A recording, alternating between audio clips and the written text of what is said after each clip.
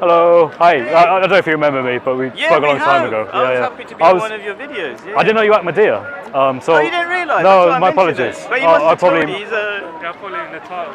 Yeah. Well, actually, it was also your channel I saw stuff because I watch your channel, and you because it's interesting because sometimes I like to understand.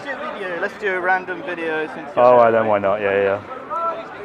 I don't even know what we're talking about, but you were watching my channel. Right. Yeah. So I don't know if you know what the source of. Introduce you. You're Chris, right? Yes, I'm Chris. Yeah. Chris at Speaker's Corner. Chris at Speaker's Corner. Yeah. I'm Khalid. Hopefully you know my channel. Anyway, so let's go for it. What is it that you want to talk about? So what I wanted to sort of have a quick chat about was I appreciated some of your videos you put up on your channel. Yeah. Because you actually gave an opinion that is contrary to what I've heard other Muslims say at this corner. Oh yeah, which is I do that a lot. Yeah. Yes. I'm coming to learn this. Yes. And I was interested in the Ahmadiyya perspective. Yeah. Because obviously it's a sect of Islam, and there are more Ahmadiyyas I'm seeing here. And I thought, it'd be interesting to know exactly what you guys believe and how it differs from Sunni Islam, I guess. So I was looking and I saw a video where you were talking about, well, actually, many Sunni Muslims will say that Allah does not enter his creation. Right. And you were like, well, no, actually, there's a verse in the Quran that kind of makes it clear that Allah is at least in his creation. And my friend here, he gave the verse. I don't know the name of the surah, but it's Surah 6, Ayah 3, I think. Sure, I mean, I could give loads of references. I've got a whole bunch here. But there's let me just list them out, actually. I've got a whole list of them. Because I don't memorize stuff, So I just kind of like, to be honest, a lot of the topics are so strange and weird, and it's actually quite insulting to God to say that God is trapped in one place or the other. I agree with that, yeah. He's omnipresent, well, that's part of being all powerful, Yes, but indeed. Also, we should stick to what the Holy Quran is saying. So let's get my massive list of where is Allah. There's my list of where is Allah, right? Right, okay. Yeah. So there's a verse that says, and you can see it here, and he it is who is God in heaven and God in earth. Can you see that one? Yep. Quran chapter 43, verse 84, and I call it Sunni numbering, because the Sunnis don't count the first verse of the Holy Quran. Bismillah. Yeah, which is really weird, because they're actually insulting the Holy Quran by saying that there are extra verses of the Holy Quran that are not supposed to be there. Yeah, do you know what I mean? It's a bit weird. I agree with that, actually. I've noticed it very odd that they don't do that. But hey, it is what it is, I guess. And the Quran says it is perfect. So they wouldn't have extra verses lying around, Sure, yeah. I think that's more consistent than the Sunni perspective. Yeah. So what's special about Ahmadiyya Muslims? We're 100% logical. We don't believe in myths. Like, if there's a miracle, we can explain it. Yeah, logically, historically, and all sorts of things. Like the so-called parting of the Dead Sea. But let's focus on one topic, I think. Yeah, because sure. I did get distracted myself. I know what it's like. Yeah. But let's just go through a whole list of a lot of the Sunni Muslims, what they do is they mistranslate this verse by purpose. Oh, okay. And they say this word fi, means dominion. So God has dominion over heaven and earth. Right. Because they're trying to hide this, because as soon as they believe God is in heaven and earth, right, their whole belief system collapses. Because they say the reason why they believe Jesus flew to heaven is because the verse of the Holy Quran says we raised him up to us. Right, yes. Right? But if God is already here, that doesn't make sense. Okay? And actually, the same word about raised, which really should be translated as exalted, okay, is said about Muslims who pray, they are exalted. The same thing. So you don't see Muslims flying when they pray, do you? Right? So not usually. You've never seen it. I've never seen it. Nobody's seen it. True. Yeah. Okay. So so it doesn't make the whole belief system doesn't make sense. So I talk about this like fi. This is such a basic thing in Arabic. Fi means in. Right. So you can't mistranslate it. And I'm trying to help out Sunni Muslims who fall for these mistranslations. They can ask anybody. Okay. And then there's so many other verses before. And actually, I mentioned that just 2 verses before, it says, Holy is our Lord of the heavens and the earth. So if you say it is dominion, you're repeating the same verse again. Right. You know what I'm saying? Oh, okay. It doesn't make sense. Yeah. So that'll be again insulting the Holy Quran by saying it's got repetition for no good reason, right? And then there's another one, Allah is the light of the heavens and the earth. Okay. right? Yeah. And I'll tell you a funny answer. That do you know Muslim Lantern? Yes. Yeah. I asked him, but he didn't want to be on a video when I debated him, right? And he gave a really funny answer because although I would say Sunni Muslims are logical, they stop being logical when their beliefs are falling apart, right? So, if Allah is the light of the heavens and the earth, that means He's everywhere, right? Okay. But what Muslim Lantern said to me, he said it was night time, and he said, look at that moon, okay? The moon is there, but it comes here. But somehow he forgot that the light of the moon is coming down here. That's why we can see the moon. Yeah. So it doesn't make sense. But generally, he's really logical. But as soon as his belief system falls apart, he doesn't. Do you get what I'm saying? I do, and I agree. I agree that Muslims who are Sunni try to be logical as much as they can. Yeah. But I would, through my experience, say that there are points where it breaks down. And I'm interested to hear your perspective as Ahmadiyya, because I don't know much about Ahmadiyya.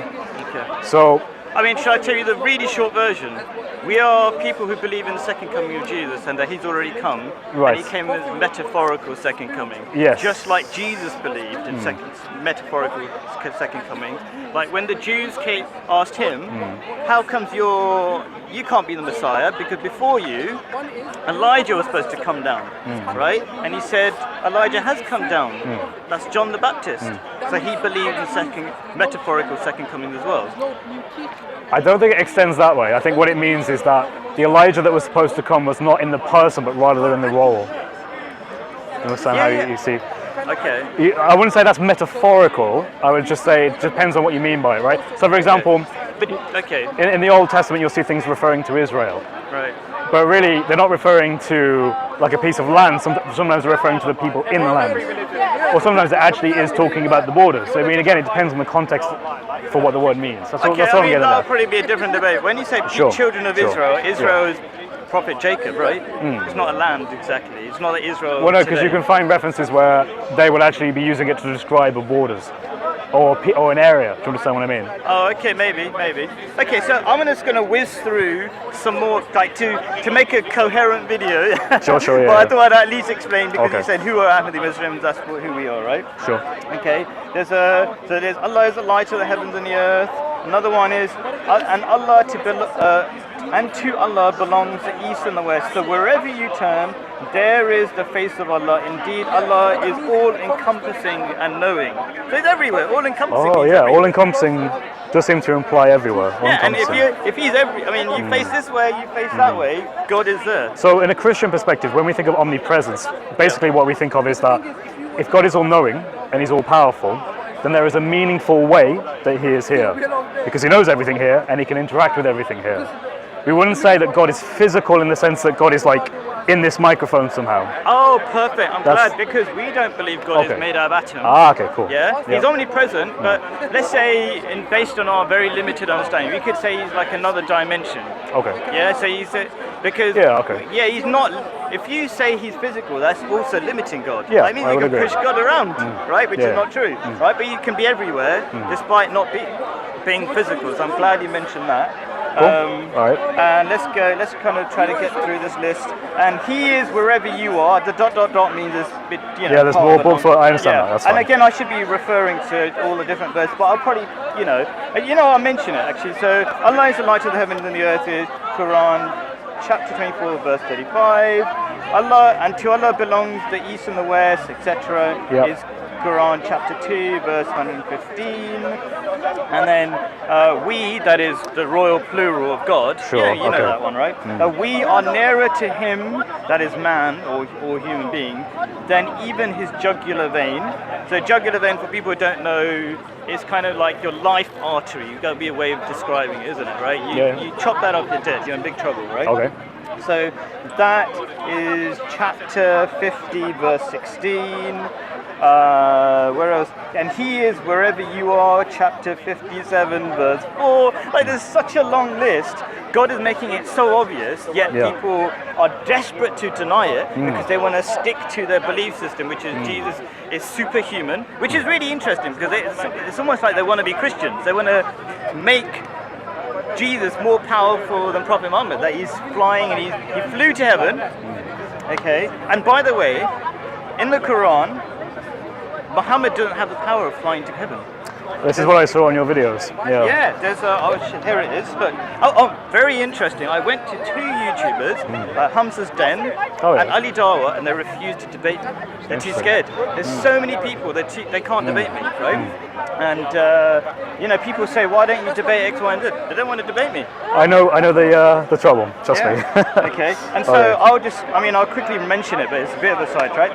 This verse of the Holy Quran is really simple. It says, this is the enemies of Prophet Muhammad are making a massive list of demands. You should do this and that. And in this last one, the last of their demands is, you should have a house of gold, or you should go to heaven, and we will not believe you until you come down with a book that we can read. And then God says, say, this is the command, this is God's will or rule. Holy is my Lord, he's saying, say to Prophet Muhammad, this is the rule. Holy is my Lord, I am only a man sent as a messenger. Yeah. So if you're a man and a messenger, you don't get to fly to heaven while you arrive. Guess what? According to Muslims, Jesus is a man and a messenger, therefore he cannot fly. So it's really simple logic, but all the Muslims really try to deny it. And I've got the whole list of potential things that they say. They say, for example, this is just Prophet Muhammad saying, submitting to God's will. What is God's will? God's defined his will here. He said, my will is, you're a man and a messenger, you don't get to fly to heaven, whoever you are. And in the Quran, there's no other verse where it says Allah took Muhammad to heaven, to Jannah. Not in the Quran. You mean like hadith or something? No, just in the Quran. There's no verse in the Quran that says that Allah took Muhammad to Jannah. Correct? I don't think so. And it I don't think there is. I don't think there is. I've never because in the hadith, yes, the Sunnis would say, well, actually, there is hadith that says that through Barak, is it Barak? The winged. Barak, yeah, the winged. To the Isra, and then Al-Maraj, and it went up to heaven. And people think we deny that, but we don't. You don't deny that, okay. But, okay, the thing is, we say it's a spiritual dream, and it has to be. Okay. Logically, again, we always logical. We don't just make claims, because in that dream, he went to the Al-Aqsa Mosque, which didn't exist. I agree that it didn't exist. Right? That is correct from what I've looked at. It had to be metaphorical, spiritual, meaningful. And it's really sad that they miss all the meanings. Like, maybe you can guess, because loads of Muslims can't seem to fathom anything particularly meaningful or spiritual, because they only take everything literally. So do you think, can you guess what is the meaning of all the prophets praying behind Prophet Muhammad? Can you guess? Praying behind? Because that's what happened in Al-Aqsa Mosque in this dream. Is that because Muhammad led the prayer, so is that it? Or Yeah. So what do you think is, now I've kind of demonstrated, it cannot be physical because the mosque didn't exist. Okay, because you maybe you could, as a Christian, so when they say that, then they stop listening as well. It's really they've figured out you're Ahmadiyya. Right. And they're really scared. I know he's Ahmadiyya. Right. So, what was I saying? Yeah. So now we've kind of logically explained that it cannot be a physical thing because the mosque didn't exist. I agree with that. Yeah. Then I'm interested in you explaining to Muslims because they've got to the stage where they don't really think deeply about anything. They just think, that everything's literal for them. So what do you think is the meaning of all the prophets of the past praying behind Prophet Muhammad in this dream? Well, just off the top of my head, it looks like it's a way of showing excellency in Muhammad over the prophets. Is that how you would interpret that, or I don't know? I would say that as well, but also in the Quran it said that all people were given messengers. Right, okay. Right, but this is the final and perfect religion, the first one for all of humanity. All the other ones, according to Islam, like Christianity or let's say Judaism, were only for specific people, for the children of Israel, for example. That's what the Quran says. The Quran doesn't say Jesus is going to be for everybody. I know. The Quran says he's only come for the people of Israel, the children of Israel, Okay, so this is a uniting religion. But also, superiority as well. So anyway, I'm just thinking, is there anything on the list? Once you're done, I'd like to ask you something. If that's cool. Go on. So Sunni Muslims, that's fine. Sunni Muslims, they often, if they're Salafi in particular, they will affirm the literal interpretation of Allah's body parts. So for example, in Surah 68, Ayah 42, it might be slightly different from your reading, but it says that Allah will reveal his shin at the day of resurrection. So I've had conversations with Muslims where they say, that is a shin, but we won't tell you how it is. We can't tell you anything about it, but Allah has revealed to us it is a shin, so we say it's a shin. what's the Ahmadiyya perspective on that? So I don't know that one, but I literally makes me laugh that reduce it. Why would God need a shin? Yeah. And also like they Sunni Muslims say all sorts of weird things that I usually try to avoid here, because when I came here, I knew that Sunni Muslims are not very logical, and they're usually like just insult me. I was actually focusing on the Western, but since I've came here, I've been like going through all these silly, ridiculous ideas that they come up with. Some of them are so ridiculous. Like, why would God need a shin? And then they say things like, God is above a throne. Yes, like, above his arsh. God's saying the arsh, right? Yeah. Like, what does God need a throne for, right? Yeah. It's not that it's not there, but it's really simple to understand. Like, he's got this place of like authority. It's really simple. Like, if you think about it logically, that's how I would understand it. Yeah. And that's how we see it, like in the Old Testament, when it talks about the arm of the Lord, for example. We don't think in the Old Testament the immaterial spirit of God had an arm. We don't think that. So. Yeah, and it's so simple. And then they say God is above the throne. That means he's in effect in a prison where there's a little throne somewhere, and he has to be above it. Well, it also, so I believe, I might forget this, check this verse. Surah 42, ayah 11, in the Sunni reference. Sure. I think that's a verse where it says that Allah is not like his creation, he's not like anything like it. Right, But of course, if you say that he's spatially relational to an object, that's a property that humans have. That's right. Which wouldn't make sense, right? Yeah, it so doesn't now, make now sense. we're making Allah like creation. So there's problems there. Yeah. So and even in the chapter Ikhlas, I can't remember the verse, chapter 114, maybe one of the last. Yes. He says there's nothing comparable to God. Same in that, So why, if God is a shin, he's definitely comparable to human beings. So it falls apart so easily. But all these top YouTubers won't debate with me, because and it's very interesting that they'll debate anybody except me. It's very interesting, isn't it? Maybe they had a bad time when Sheikh Mohammed debated me, and I need to watch that actually. I think you have a video of that, right? Yeah. I mean, I've had my runnings with Sheikh Mohammed as well. I think it's something that at least we agree with. Now, obviously, there's a lot we disagree with. There's a ton. Yeah. I will bring one up that I'm curious about what you think. Sure. Do you think that we have free will? Yes, Okay. but limited free will. What do you mean in that context? So I mean that God knows the things we might or might do. Sorry, I've got a coffee. And within that's implied that you can choose. Yes. Right, okay. So we do have the free will to do the right and wrong things. Right. But we can't flap our arms and start flying and stuff. Oh, like okay. that. Right, There's yeah. some basic That's limitations put on us. Yeah, that's and I fine. think, like, God to us, that's pretty not even a fair comparison. But like, if you see a 5-year-old kid, you can predict he's going to do X, Y, Z, whatever, right? Because we're smarter than a 5-year-old kid. Sure. God is so infinitely smarter. He knows all the different it's the same as us in a sense. Like I've heard the analogy: when you see a shadow coming across the corner, you know someone's coming, right? Yeah. But it's the same with God, but God knows it with certainty. That's the only real difference there. Yeah. I would agree with that perspective. Yeah. And I also think God can bend time. We already know time can be bent, right? Yeah, from a So science maybe I'm just saying another possibility, because we don't know the mind of God, but I can see we have free will, and the fact that God knows what we're going to do is not necessarily a contradiction. It's only a limitation on our ability to think about it. And I think I don't think we should just believe random things. So that's why I'm offering possibilities. Like, we already know time can bend. It bends already around any big object, especially things like the sun and stuff. So why not bend it a whole 360 possibly? Who knows? Maybe. Okay, that's interesting. Well, that was kind of where I wanted to come in from, really. I just wanted to talk about that because you highlighted you gave me an argument against Sunni Muslims when they try to say that Allah is not in His creation. And thank you for that. Like, that's useful for me. And likewise, I share a lot in common with your belief, much more so than Sunni Islam. We reject a lot of what you say, and you reject a lot of what I say. But it's good that we can have at least this dialogue, and we can talk these things through.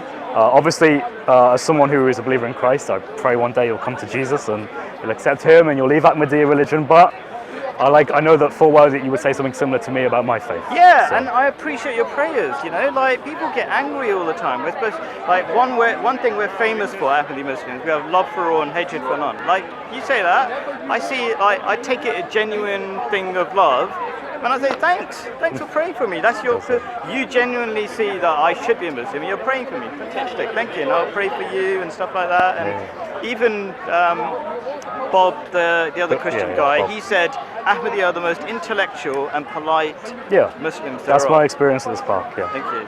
And always enjoy your time. Yes, because every time we indeed. debate, we have a good conversation. Yeah, I like it. It's nice and relaxed. Yeah. It's good. I like your attitude. It's nice. It's refreshing. Yeah, and I appreciate talking to you. All right. Well, God bless. Have a lovely day. God bless you. Take care. Wrap up or just leave it live? Yeah, we can do a wrap up. I don't know if he wants to do a wrap up or. I mean, are you going to do a wrap up on your thing? Do you want to do a wrap up? Is that? That's already stopped already. Yeah. Oh, it's all fine then. I'm just going to give a summary. Professional. I just, Oh, that's all right. It's a habit at this point because JC always makes us do you're it. still recording? Yeah, I'm just going to do a wrap up to summarize that. You can jump in if you want. It's up I to mean, you. you can ask me if you want, but I'm... Yeah. No, it's just a quick summary. Yeah, sure. Cool. Are we all good? Yeah. What was your name again? Yeah, Khalid. Khalid. Khalid Safir, Khalid-Safir. Khalid, nice. Awesome. Thank you for that. Apologies. I knew it was Cass something, but I couldn't quite get it. It's but hard. Khalid. It's Chris Khalid. easy to remember, isn't it? Yeah, it's a very, very common You're more name. famous than me. Yeah. No, that's all. Anyways, I just had a lovely chat with an Ahmadiyya Muslim. And the reason I had a chat with Khalid was because I had seen his YouTube channel and I had seen the kind of videos he made. And he made some very interesting points regarding what Sunni Muslims often say about how Allah cannot enter his creation. And he said, wait, there is a verse in the Quran, if not many verses in the Quran, where he's clearly said that Allah actually is in his creation.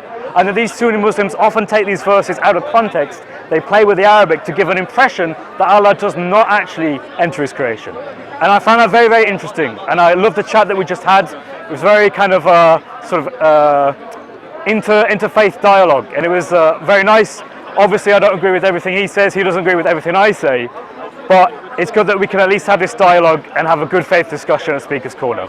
Obviously, I wish he would come to Jesus, and I hope he does. In my heart, I would love if that was happening for him. But I will keep praying for him, and maybe one day, Lord willing, he will do so. So thank you very much. God bless you all.